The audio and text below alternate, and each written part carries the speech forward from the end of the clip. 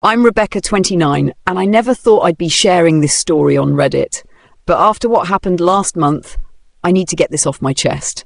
Maybe some of you have experienced something similar, or maybe I'm just looking for validation that I'm not crazy for feeling so betrayed by the people who were supposed to love me most. Before I dive in, let me know in the comments where you're reading from, and hit that upvote if you've ever felt abandoned by family when you needed them most. 6 months ago, my world changed forever when my younger sister Emma, just 24, was diagnosed with stage 3 breast cancer. Emma has always been the light of our family, the one who remembered everyone's birthdays, who organised family gatherings, who called our grandmother every Sunday without fail. She's a pediatric nurse in Denver, Colorado, spending her days caring for sick children while battling her own illness. Our family seemed close-knit from the outside. Our parents, Linda and Robert, live in Phoenix, Arizona, where they moved after Dad retired from his accounting firm. My older brother Marcus, 32, works in tech in Seattle with his wife Jennifer and their twin boys, Jake and Tyler, who are 8 years old. We had regular family video calls every Sunday afternoon, shared photos constantly in our group chat, and gathered for holidays without fail. Christmas at Mom and Dad's house in Phoenix, Thanksgiving rotating between our homes, Easter egg hunts for the boys. I thought we were the kind of family that would rally together during a crisis, the kind you see in movies, where everyone drops everything to support each other through the hard times. I was completely and utterly wrong. Emma's diagnosis came during what should have been a routine checkup. She'd found a small lump during a self-examination, but initially dismissed it. At 24, cancer seemed like an impossibility. She was young, healthy, active, had no family history of breast cancer. She ran marathons, ate organic food, had never smoked, barely drank alcohol. Cancer was something that happened to other people, older people, people with risk factors she didn't have. But when her primary care physician, Dr. Sarah Chen, felt the lump during her annual physical, her expression changed immediately. "I want you to see a specialist," she said gently. "It's probably nothing, but we need to be thorough."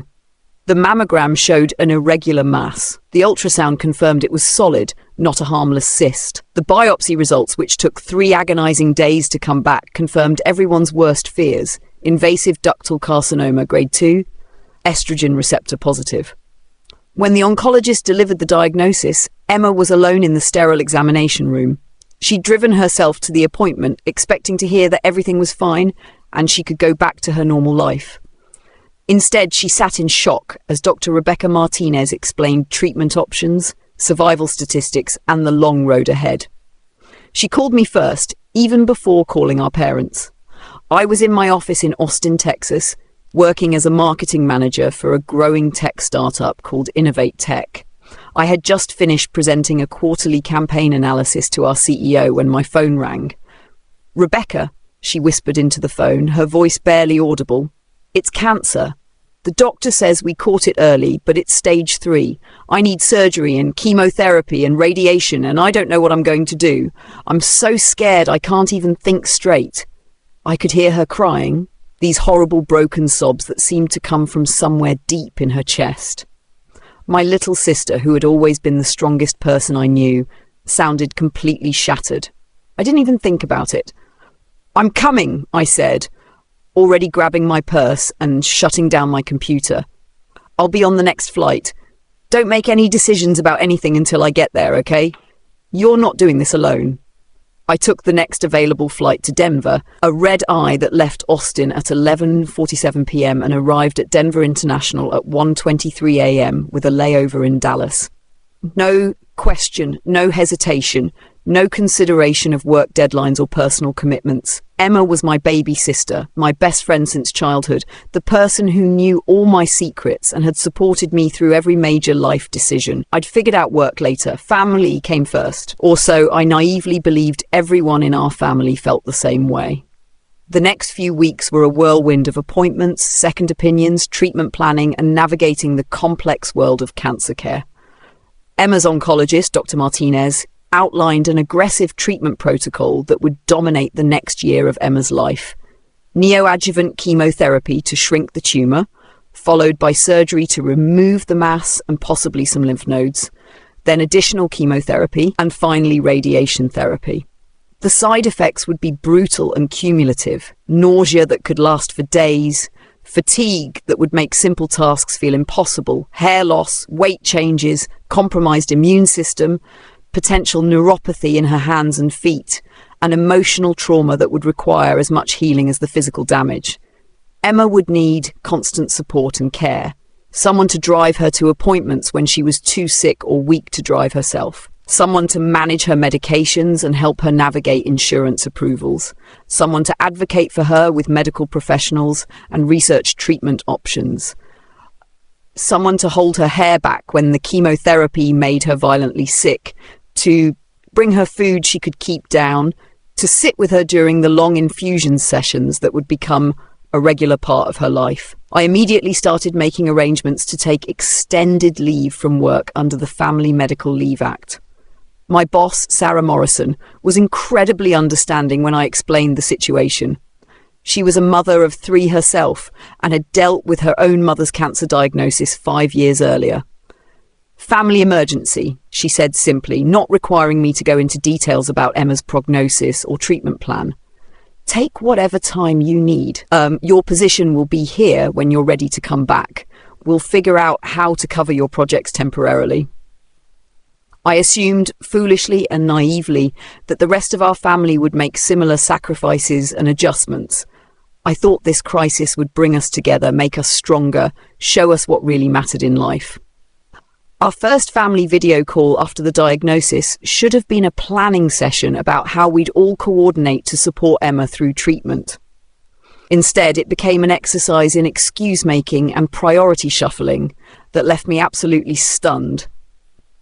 Obviously, we're all completely devastated by this news, Mom began, her voice carefully controlled and measured. But we need to be realistic about what's possible for everyone. Your father and I have that Mediterranean cruise we booked for our 30th wedding anniversary next month. It's already fully paid for, and you know how your father feels about losing money on cancellation fees. Plus, we've been looking forward to this trip for 2 years. Marcus jumped in quickly as if they'd rehearsed this conversation. And Jennifer and I have the boys' spring soccer tournament season starting next week. Jake and Tyler are both on travelling teams now, which means weekends are completely booked through May.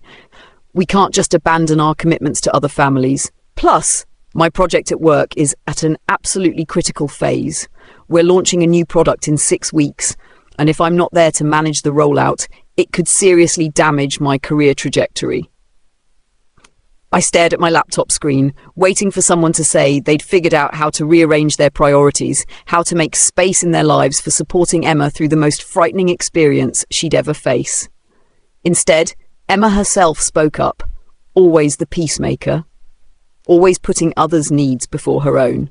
I understand everyone has responsibilities and commitments, she said softly, her voice barely audible through the computer speakers. I don't want to be a burden on anyone or cause problems for your work or the boys' activities. I'm sure Rebecca and I can figure things out. You're not a burden, I said firmly, looking directly into the camera. You're family. We figure this out together. That's what families do. But the silence that followed, the uncomfortable shifting and averted eyes on the video call, told me everything I needed to know about how much practical support Emma could realistically expect from the rest of our family. Over the next month, as Emma began the first phase of her treatment, the pattern became crystal clear. I essentially moved into her spare bedroom, transforming it into a caregiver's command centre complete with medication schedules, appointment calendars, insurance paperwork, and research materials about her specific type of cancer.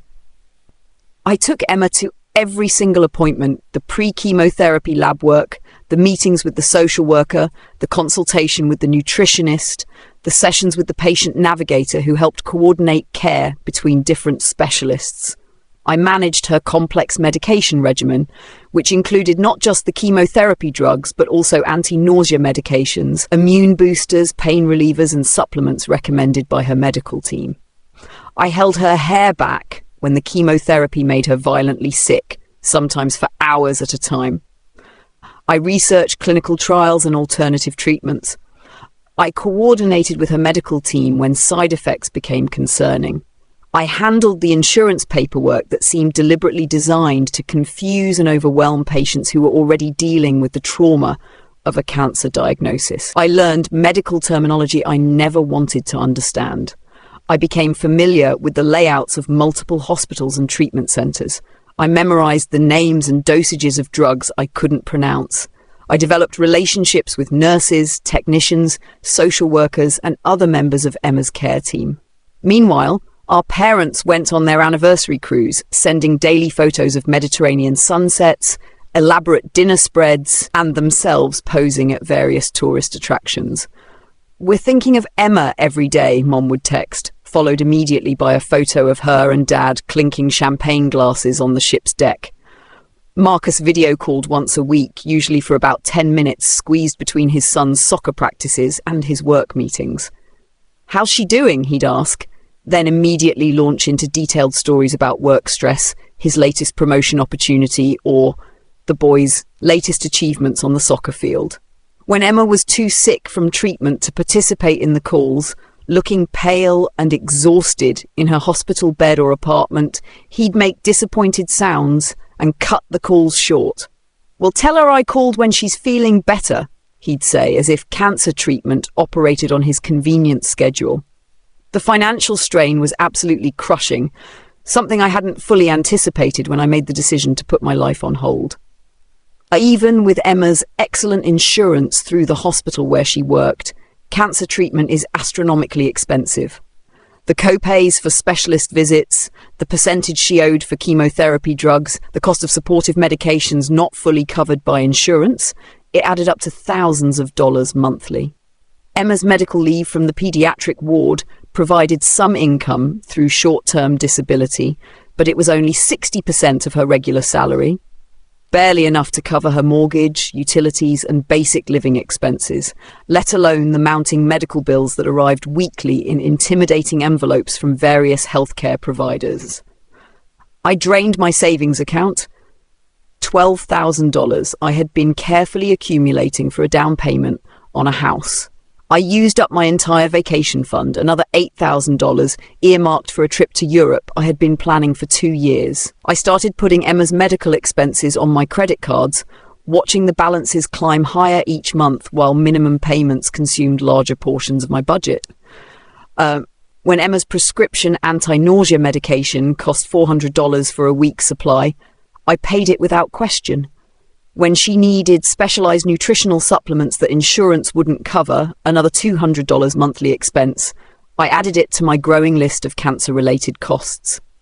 When her white blood cell count dropped and she needed expensive immune-boosting injections, $800 per shot, I figured out how to make it work.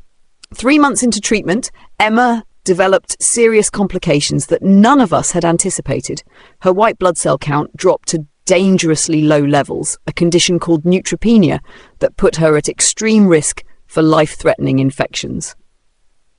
Dr. Martinez admitted her to the hospital immediately for monitoring and additional medications that would cost thousands of dollars and weren't fully covered by insurance.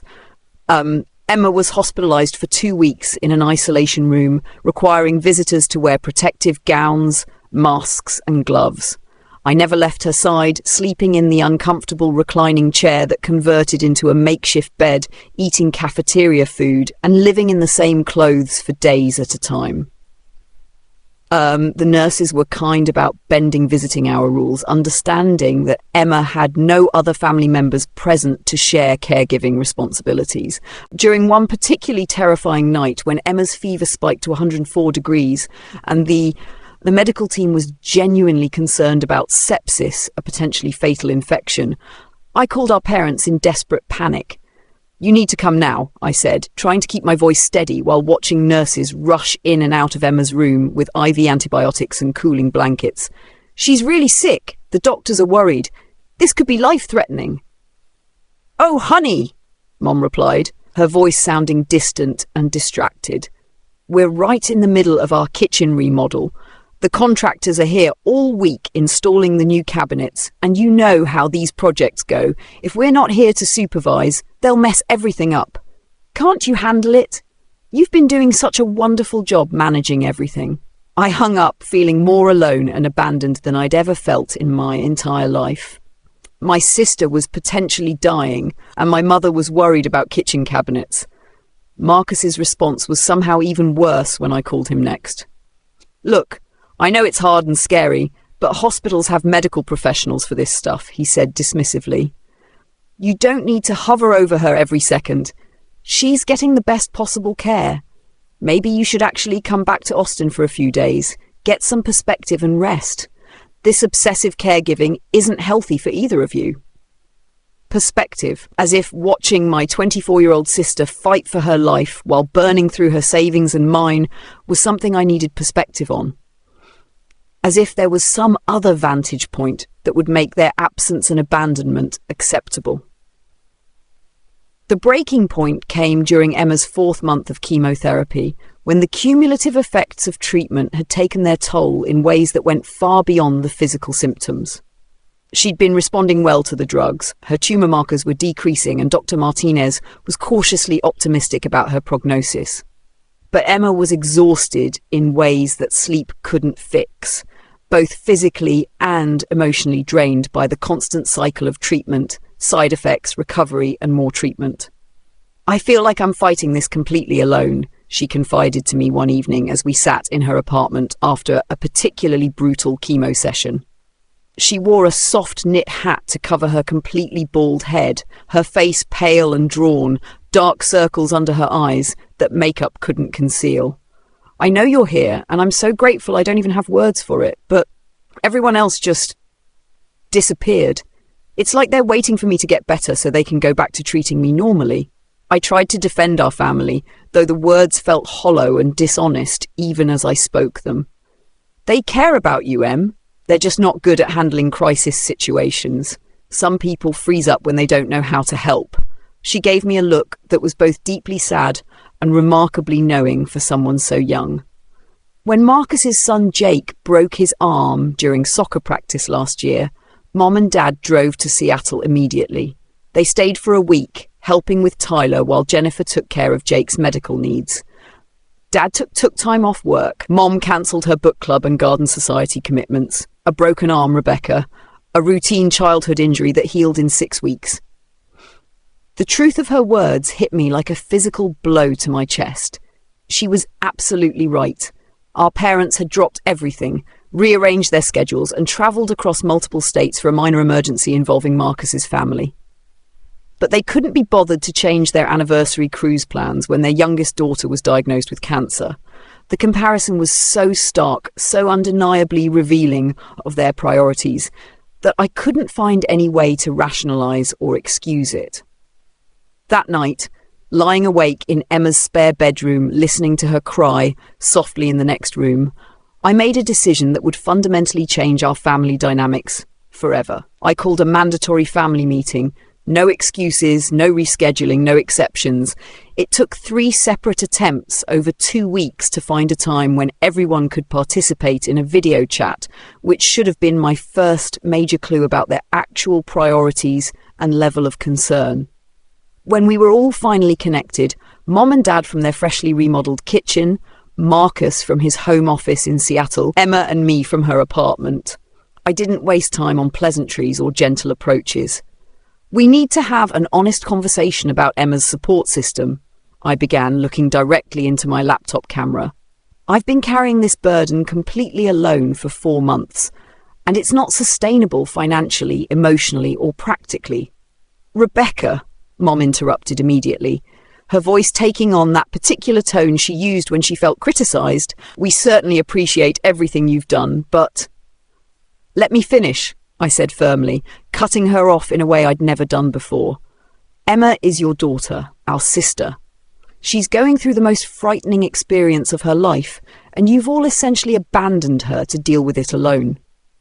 Marcus's face hardened on the screen, his jaw clenching in that way it had since childhood when he was angry. "That's completely unfair and untrue. We've all been supportive in our own ways. Not everyone can drop everything and move across the country." "What ways?" I demanded, my voice rising despite my attempts to stay calm.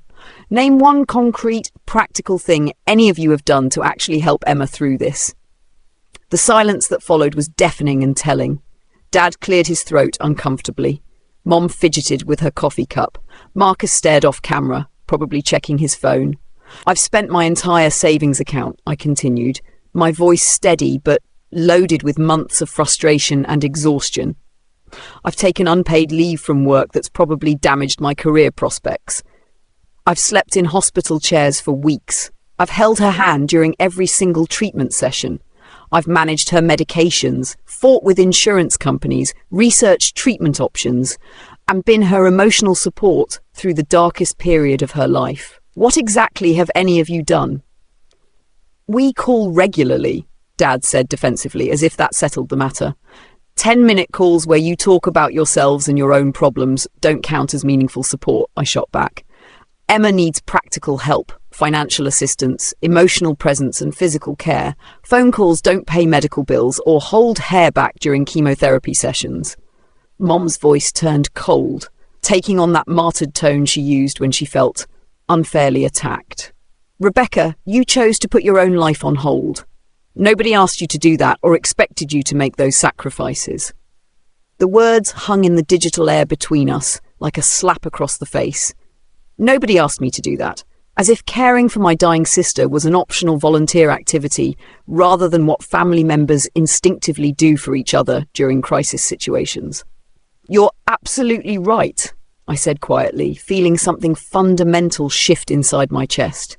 "Nobody asked me, because asking would require acknowledging that Emma needs help, and none of you want to be inconvenienced by that reality."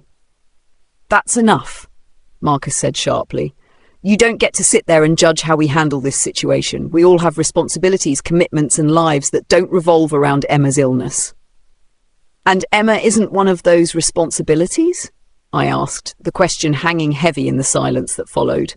The call ended with nothing resolved and relationships strained beyond any possibility of easy repair. But the real revelation of our family's true nature came just 2 weeks later, in a moment that crystallized everything I had been trying to ignore or rationalize. Emma had successfully completed her chemotherapy treatments and was preparing for surgery to remove the remaining tumor tissue. Dr. Martinez was genuinely optimistic about her prognosis based on how well she had responded to treatment. But the surgery was still major, a lumpectomy with possible lymph node removal that would require several days in the hospital, followed by weeks of careful recovery. I had arranged to take additional unpaid leave from work to care for Emma during her post-surgical recovery. My boss, Sarah, had continued to be incredibly supportive throughout Emma's treatment, even organising a company-wide fundraiser that raised $3,000 toward Emma's medical expenses and demonstrating more practical concern than our own family members. The night before Emma's surgery, we were both understandably nervous and emotional. She was scheduled to check into Denver General Hospital at 6 a.m. for an 8 a.m. procedure that would determine much about her future health and recovery trajectory. I planned to spend the night at her apartment so we could leave together, and I could be there when she woke up from anesthesia. Around 9 p.m., just as we were settling in with herbal tea and a mindless Netflix show to distract ourselves from pre-surgery anxiety, my phone rang. The caller ID showed Marcus's name. "Hey, I have some potentially exciting news for you," he said, his voice unusually upbeat and energetic. "Remember my college friend Tyler Williams? He just got promoted to vice president of marketing at that big tech company in Austin, Techno Future. He mentioned at a networking event that they're actively looking for someone with your exact background and skill set for a senior marketing director position. The salary would be almost double what you're making now, plus equity options." I was confused by the timing and struggled to focus on what he was saying. "Marcus, Emma's surgery is tomorrow morning. Can we talk about career opportunities some other time?" "That's actually exactly why I'm calling tonight," he said, his enthusiasm undiminished by my obvious stress. "Tyler needs an answer quickly because they want to interview final candidates next week. But here's the thing. If you get the position, you'd need to be available to start immediately, like within 2 weeks maximum." My stomach dropped as the implications of what he was suggesting became clear. Emma will still be recovering from major surgery in 2 weeks. She won't be able to drive or lift anything or take care of herself independently. I know, but this is a huge career opportunity, Rebecca, he pressed. You can't put your entire professional future on hold indefinitely. Emma's going to be fine. She's young and strong, and the doctors are optimistic about her recovery. This could be the break you've been working toward for years. She'll need help with basic daily tasks for at least a month after surgery, I explained, trying to make him understand the reality of post-surgical care. She won't be able to drive herself to follow-up appointments or lift anything heavier than a coffee cup or even shower safely on her own for weeks. She can hire professional help, Marcus interrupted dismissively. There are home health services for this kind of thing.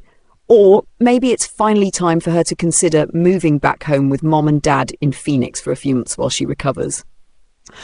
The suggestion was so absurd that I almost laughed despite my frustration.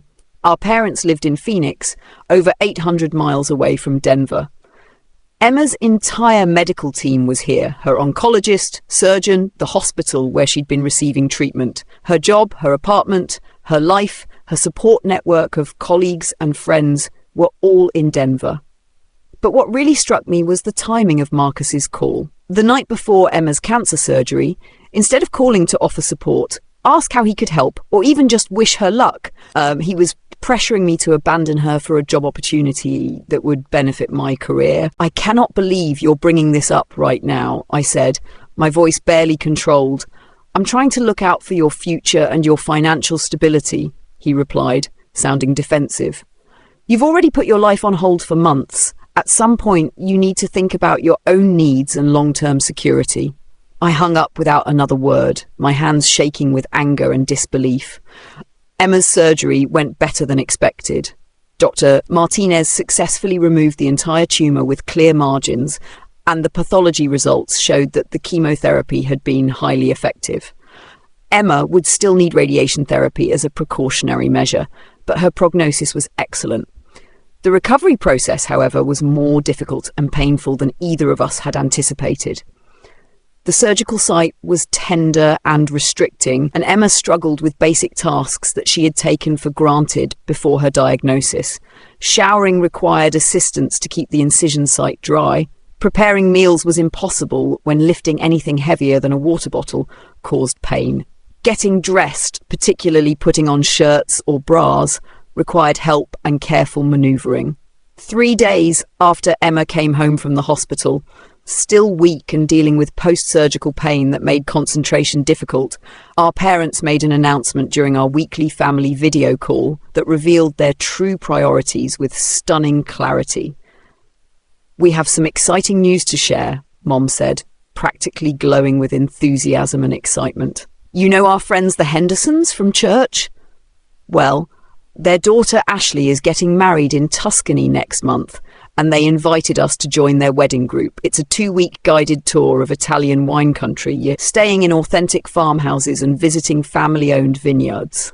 Emma and I stared at our laptop screen in complete disbelief, trying to process what we were hearing. 2 weeks in Italy? Emma asked quietly, her voice barely audible. It's truly a once-in-a-lifetime opportunity, Dad explained enthusiastically, clearly having convinced himself that this was reasonable timing. Fully guided tour of the most famous wine regions, all the best vineyards and restaurants. The Hendersons are paying for most of the expenses as a gift to the wedding party. We'd be absolutely crazy to pass up something like this. But Emma just had major surgery 3 days ago, I said, trying to keep my voice level and reasonable. And she's doing wonderfully according to all the reports, Mom replied brightly, as if Emma's pale, exhausted appearance on the video call wasn't visible to everyone. The surgeon said the operation was a complete success and she's on the mend. This is actually perfect timing because she's through the worst of it. Being on the mend was not the same as being recovered or independent. Emma was still taking prescription pain medication every 4 hours. She couldn't lift anything heavier than a coffee cup without risking damage to her surgical site. She needed help with basic activities of daily living and wouldn't be cleared to drive for another 2 weeks minimum. But our parents had already made their decision, probably weeks ago, and were simply informing us as a courtesy. After the call ended, Emma was quiet for a long time, staring out the window of her apartment at the Denver skyline. "They're not coming, are they?" she finally said, her voice flat and resigned. "Not for the surgery recovery, not for the radiation treatments, not for anything. They've already moved on to planning their next vacation." I couldn't argue with her assessment because it was completely accurate.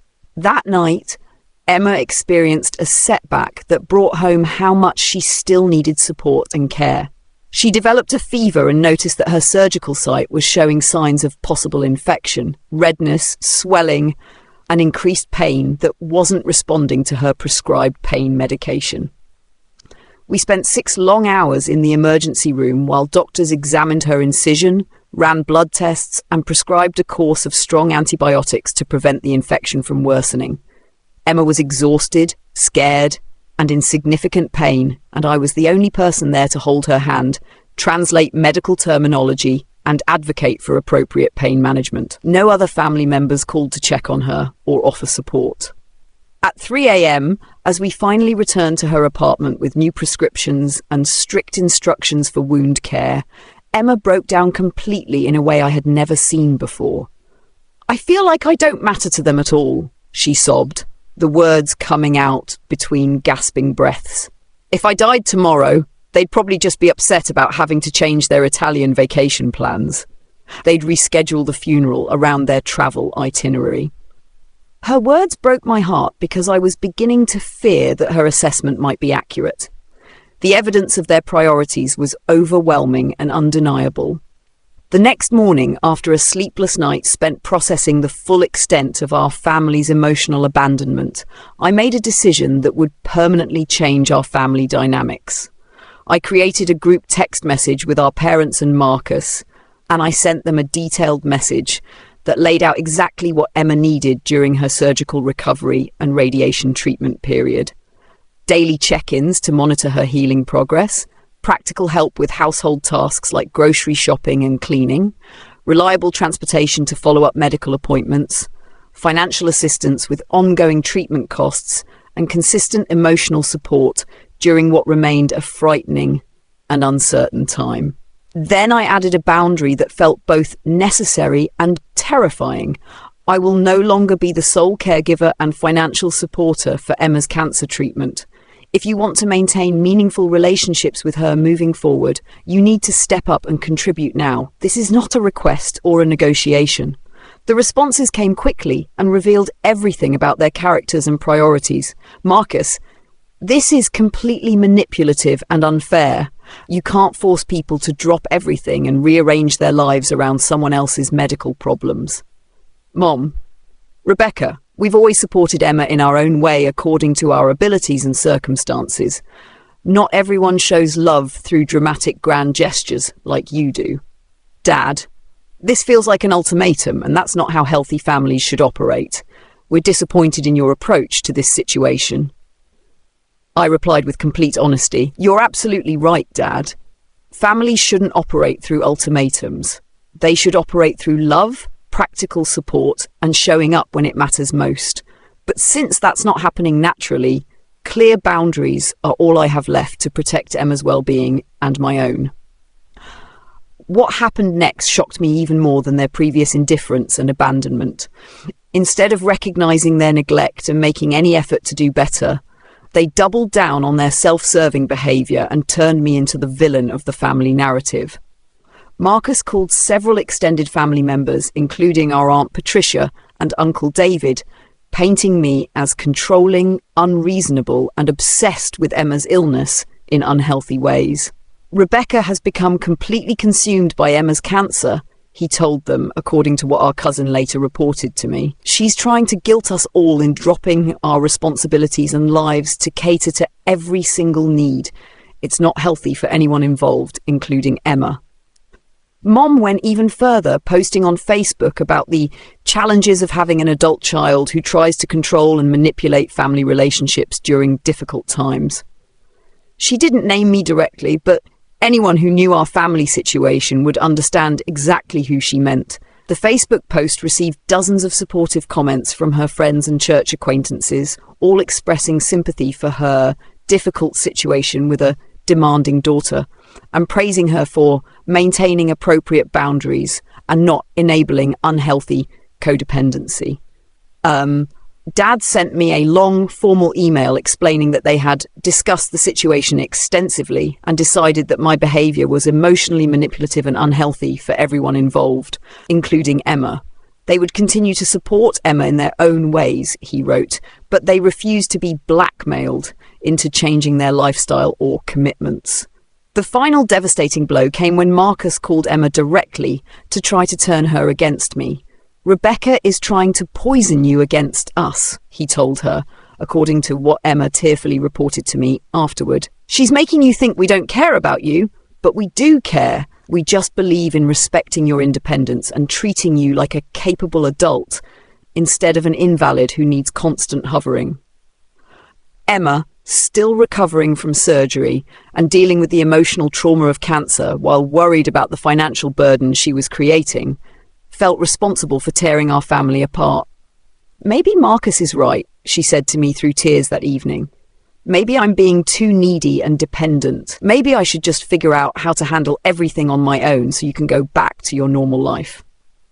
Watching my brave, kind sister blame herself for our family's failures and emotional dysfunction was the moment I fully understood the extent of their narcissistic patterns and inability to take responsibility for their choices.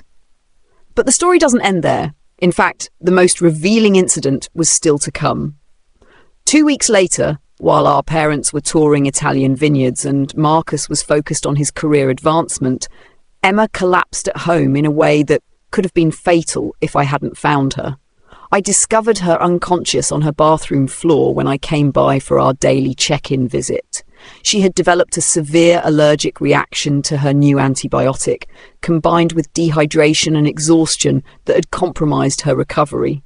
Her lips were blue, her breathing was shallow and irregular, and I couldn't wake her up despite shaking her and calling her name. The paramedics arrived within 6 minutes of my 911 call and immediately began emergency treatment. Her blood pressure had dropped to dangerously low levels and her body was showing signs of anaphylactic shock. They rushed her to Denver General Hospital, where she spent the next 3 days in the intensive care unit while doctors worked to stabilize her condition and counteract the allergic reaction.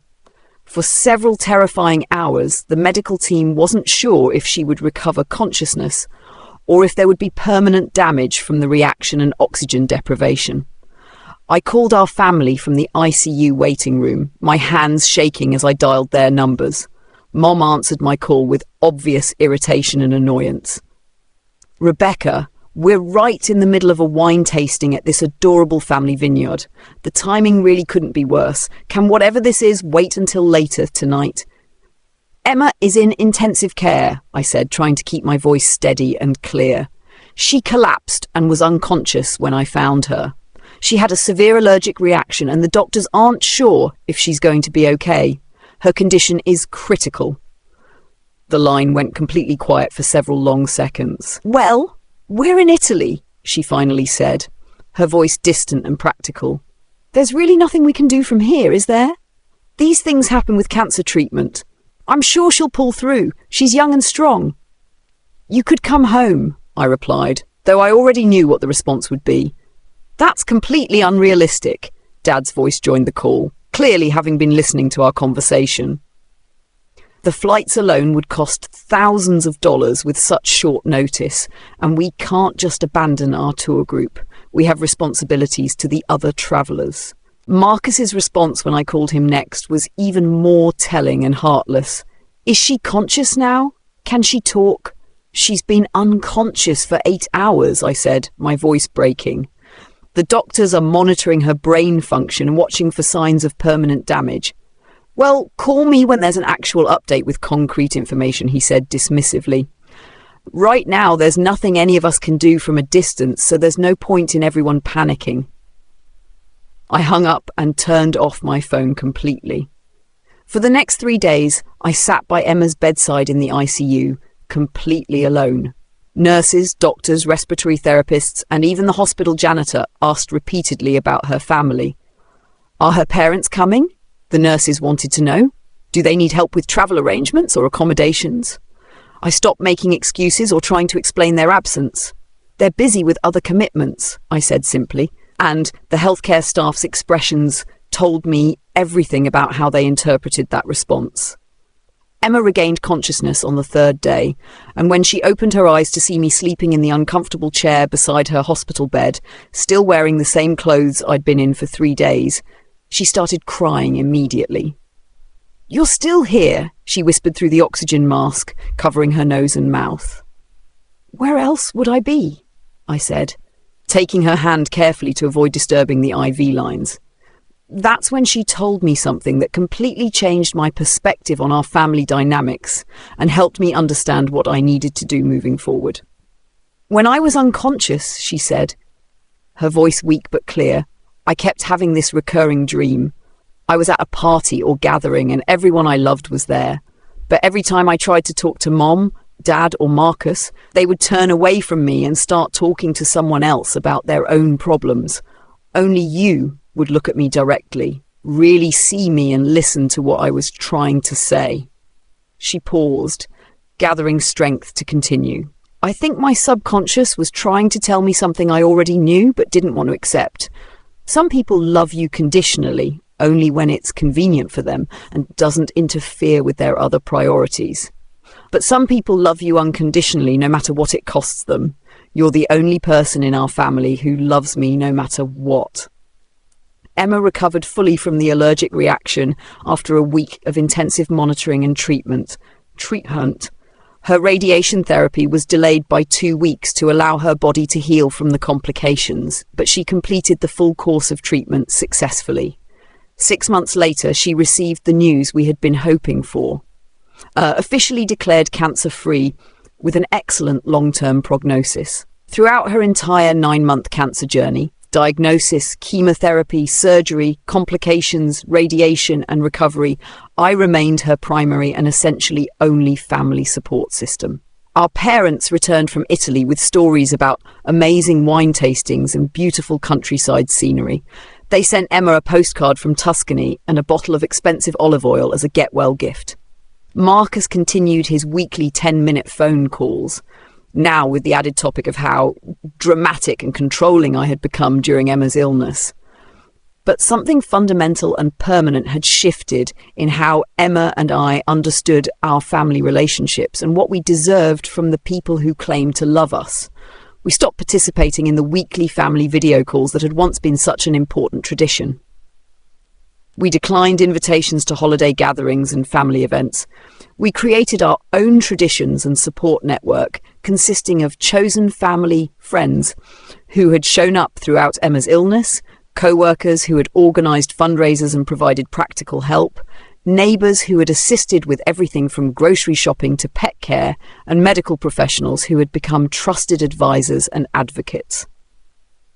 A year after Emma's cancer-free diagnosis, she had not only fully recovered her health, but had also received a promotion to head nurse in the paediatric ward, a position that recognised her exceptional skills and dedication to patient care. She decided to relocate to Austin to be closer to me, and we found apartments in the same neighbourhood, becoming true partners in building a life that prioritised authentic connection over obligatory relationships. Our parents and Marcus reached out occasionally, usually around major holidays or birthdays, with surface-level communications that pretended our estrangement didn't exist or was somehow our choice rather than a natural consequence of their behaviour. They sent generic greeting cards, made brief phone calls that focused on their own news and activities, and continued to tell extended family members and mutual friends that Emma and I had isolate ourselves during a difficult period. The most revealing and infuriating moment came at our cousin Jennifer's wedding 2 years after Emma's recovery. Emma and I attended the celebration, and it was the first time we had seen our parents and Marcus in person since Emma's cancer diagnosis. They greeted us with loud, enthusiastic hugs and proclamations about how wonderful we looked, clearly performing for the other wedding guests and extended family members who were watching our reunion. But throughout the entire wedding weekend, their conversations with us remained completely superficial and self-centered. They asked no meaningful questions about Emma's health or ongoing recovery, made no acknowledgement of what we had survived together, and showed no genuine curiosity about our new lives in Austin. Instead, they talked extensively about their recent cruise to Alaska, Mom's latest home decoration projects, Dad's golf game improvements, Marcus's job promotion, and his son's academic and athletic achievements. During the wedding reception, our Aunt Patricia pulled me aside for what I thought might be a meaningful conversation. "I'm so relieved that Emma recovered completely," she said, seeming genuinely caring and concerned. "Your parents told me that you really stepped up during her treatment and took charge of everything." "I did what anyone would do for family," I replied, curious about where this conversation was heading. She looked genuinely confused and surprised. "But they made it sound like you chose to handle everything alone, like you didn't want their help or input.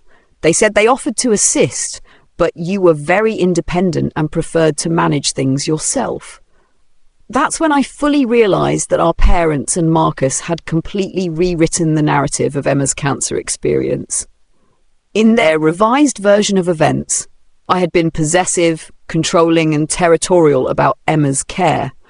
They had wanted to help and support her, but I had pushed them away and insisted on handling everything single-handedly because I enjoyed being needed and wanted all the credit for her recovery.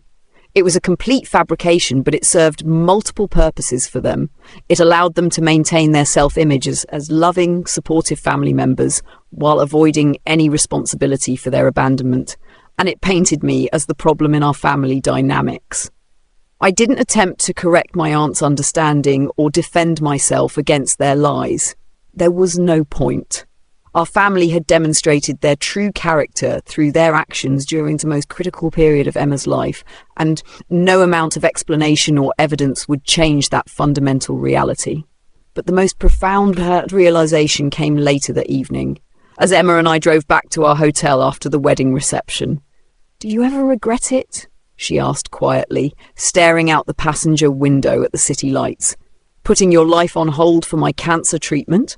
The money you spent, the career opportunities you might have missed, the relationships that didn't survive that intense period?" I considered the question seriously and honestly. My career had definitely taken a hit from the extended unpaid leave. I'd missed out on projects that could have advanced my position, and my colleagues had moved ahead while I was focused on Emma's care. I had completely depleted my savings and taken on credit card debt that took 2 years to pay off. I had lost touch with some friends who couldn't understand or relate to what I was going through, and I'd had to end a romantic relationship that couldn't withstand the stress and demands of that period. In practical, measurable terms, supporting Emma through cancer had cost me significantly, but I had also gained something absolutely invaluable and irreplaceable. "I regret nothing," I said with complete certainty and conviction. Everything I lost during that time was ultimately replaceable. Money, job opportunities, fair weather friends, a relationship that wasn't strong enough to survive real challenges. But you're irreplaceable. Losing you would have destroyed me in ways I never could have recovered from. Emma smiled, and I knew she understood exactly what I meant. Besides, I continued, I didn't put my life on hold. I lived my life according to my deepest values and priorities. I discovered who I really am when everything else is stripped away. And the people who disappeared during your illness showed me that they were never really authentic parts of my life anyway. 5 years later, Emma remains cancer-free with excellent health and regular monitoring. She met an incredible man named David, a fellow nurse who understands the demands of healthcare work and loves her surgical scars as proof of her strength and resilience. They're planning a small, intimate wedding next spring with a guest list carefully curated to include only people who had genuinely shown up and supported Emma during her darkest period. Our parents and Marcus will receive wedding invitations because Emma believes in giving people opportunities to choose love and presence over convenience and self-interest. But there will be no special accommodations if they can't attend due to prior commitments, travel costs, or scheduling conflicts. Their presence will be welcomed but not expected, and the celebration will proceed beautifully with or without them. I've learned through this experience that family is not defined by biological relationships, legal documents, or shared history. True family consists of the people who show up when showing up requires sacrifice, who prioritize your well-being over their own comfort, and who love you enough to inconvenience themselves significantly on your behalf. Some of us are fortunate to be born into families that instinctively understand and practice these principles. Others of us have to create chosen families from friends, partners, colleagues, neighbours, mentors, and other meaningful connections that develop over time. Emma and I were born into one kind of family, but consciously created another kind during her cancer treatment. The chosen family we built during that crisis has sustained us through every challenge and celebration since then. When I was laid off from my marketing position during economic changes, Emma's professional network helped me find better opportunities with higher pay. When I went through a difficult breakup, she immediately drove across town with comfort food and terrible romantic comedies for a weekend of healing. When she had a cancer screening scare last year that